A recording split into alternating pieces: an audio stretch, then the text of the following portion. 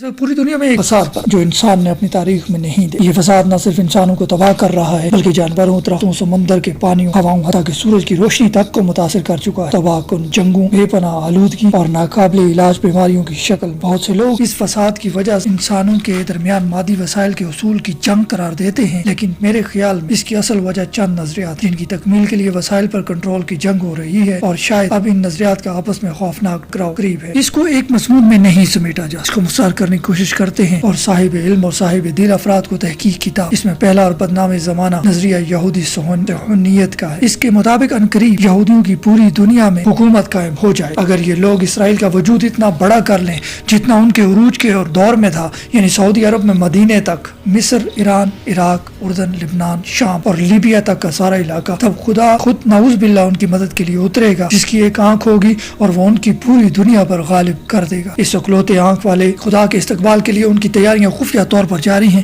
وہ پوری دنیا کی دولت اور میڈیا پر کنٹرول حاصل کر چکے ہیں اور تقریباً تمام مغربی ممالک ان کے اشاروں پر ناچتے ہیں۔ انہی مقاصد کے حصول کے لیے انہوں نے پہلی اور دوسری جنگ عظیم کروائی اور بے پناہ مالی وسائل حاصل کی۔ اسرائیل حاصل کیا، میڈیا پر کنٹرول کے ذریعے دنیا بھر کے انسانوں کو تعیشات سے آشنا کیا اور اپنے زیر کنٹرول علاقوں میں ایک مشینی بلکہ شیطانی زندگی کا آغاز کروایا جہاں کسی کو خدا یاد نہیں، وہاں زندگی کا مقصد محض لذت کا حصول رہ گیا ہے۔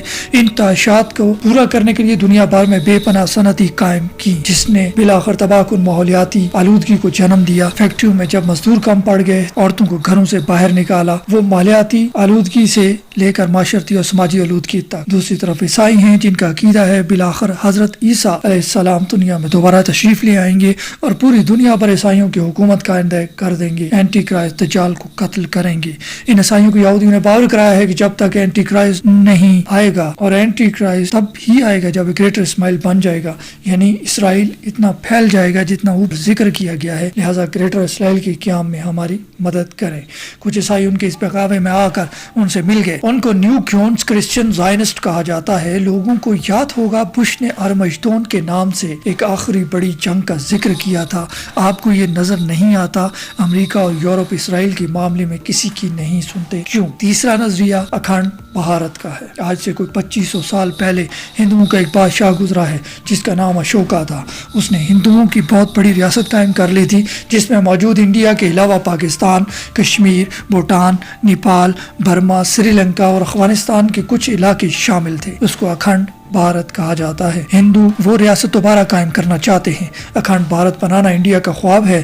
یہی وجہ ہے کہ وہ آج تک اشوکا دور کی علامات کو استعمال کرتے ہیں۔ ان کے پاسپورٹ پر 3 شیروں کا نشان اور جھنڈے پر پہیے کا نشان اشوکا ہی کے دور کی علامات۔ اپنے ارد گرد کی ریاستوں کو ہڑپ کرنے کے لیے وہ اشوکا کے داد چندر گپت موریہ کے ایک عیار وزیر چانکیہ کی فلسفی کی پیروی کرتے ہیں اور اس کی لکھی ہوئی کتاب ارتھ شاستر میں بیان کیے گئے اصولوں کے مطابق یہ اپنے جنگی اور اسٹریٹجک پلان بناتے ہیں۔ ایک طرف گریٹر اسرائیل بنانا یہودیت اور عیسائیت کی مشترکہ ضرورت ہے تو دوسری طرف اکھنڈ بھارت بنانا انڈیا کا خواب، لیکن اتنی بڑی بڑی طاقتوں کی پشت پناہی کے باوجود یہ اب تک کیوں نہیں کر پائے؟ دنیا میں ایک اور نہایت طاقتور بے مثال نظریہ بھی موجود ہے جو ان کے راستے کی واحد اور سب سے بڑی رکاوٹ ہے۔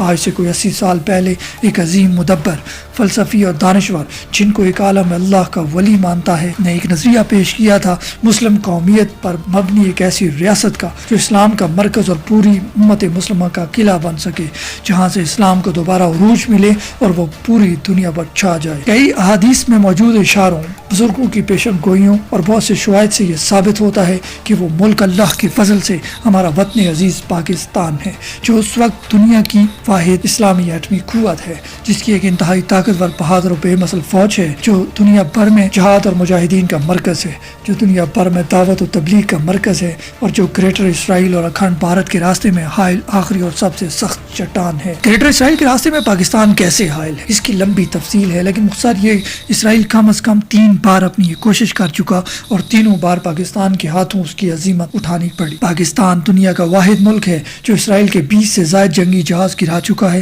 اور اسرائیل جانتا ہے کہ مدینہ پر تب تک قبضہ نہیں ہو سکتا جب تک ایک ایٹمی پاکستان کا وجود قائم ہے۔ یہی حال انڈیا کا ہے۔ صرف پاکستان کی وجہ سے اب تک انڈیا اپنی 7 لاکھ فوج کے ساتھ محض کشمیر کو کنٹرول نہیں کر سکا اور سری لنکا میں اپنی تامل ٹائیگرز کی تحریک سے ہاتھ دھو بیٹھا۔ جب تک پاکستان کا کانٹا بیچ میں سے نہیں نکلے گا، اکھنڈ अखंड भारत नहीं बन सकता। इंडिया के अखंड भारत बनने के रास्ते में हायल चट्टान भी पाकिस्तान ही है। चूंकि हिंदू मत ईसाइयत और यहूदियत का दुश्मन मुश्तरक है, लिहाजा पाकिस्तान के खिलाफ उनका इत्तेहाद हो चुका है, जिसका मुशाहिदा आप अच्छी तरह कर रहे हैं। ये मादे की नहीं बल्कि नजरियात की जंग है, और अनकरीब इन नजरियात का आपस में खौफनाक टकराव होने वाला है, जो शायद आखिरी बड़ी जंग हो। इस जंग में पाकिस्तान की अफवाज और मुजाहिदीन फैसला कुन किरदार अदा करेंगे इंशाअल्लाह, जो पूरी दुनिया का नक्शा बदल देगी। आपके जहन में ये सवाल जरूर आना चाहिए कि इतनी बड़ी ताकतों के सामने पाकिस्तान अब तक बचा हुआ कैसे है। जवाब ये है कि पाकिस्तान के बारे में शुरू में अमेरिका का ये ख्याल था कि जब जरूरत पड़ेगी इस कांटे को मुश्तरका हमले के जरिए हटा दिया जाएगा, लेकिन जब तक रूस का वजूद है उस वक्त तक पाकिस्तान को खत्म करना सही नहीं। अल्लाह ने यह किया कि जैसे ही रूस खत्म हुआ, पाकिस्तान एटमी ताकत बन गया, तब पाकिस्तान पर बराह रास्त हमला करना मुमकिन ही ना रहा। दूसरी तरफ इंडिया और इसराइल को पाक फौज ने रोके रखा, लिहाजा उसको साजिश, बगावतों और अंदरूनी खाना जंगियों की मदद से तोड़ने पर इत्तफाक हुआ, जिस पर आज तक काम जारी है। ये लोग कहते हैं कि पाकिस्तान इस्लाम का आखिरी किला है, पाकिस्तान अल्लाह के राजों में से एक राज है। वो वैसे ही नहीं कहते, इसकी बड़ी वजूहात हैं और हम पर इस किले की हिफाजत फर्ज है। ये बात समझ लें कि अफवाज पाकिस्तान न्यूक्लियर हथियार और ISI में से किसी एक को भी निकाल दें तो पाकिस्तान को ख़त्म होने से कोई नहीं रोक सकता।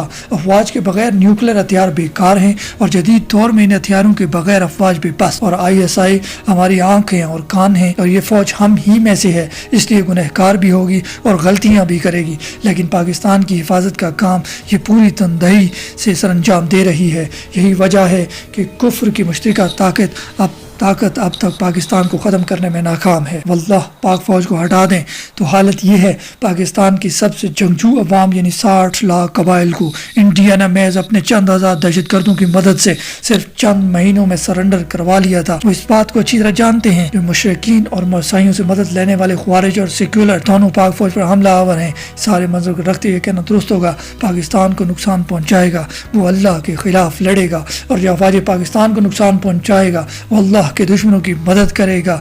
ये मादी जंग नहीं, ये नजरियात की जंग है, ये शैतान और रहमान की जंग है, खैर और शर की जंग है। अब आपने फैसला करना है कि आप किसके साथ हैं। पाकिस्तान जिंदाबाद, इस्लाम पाइन।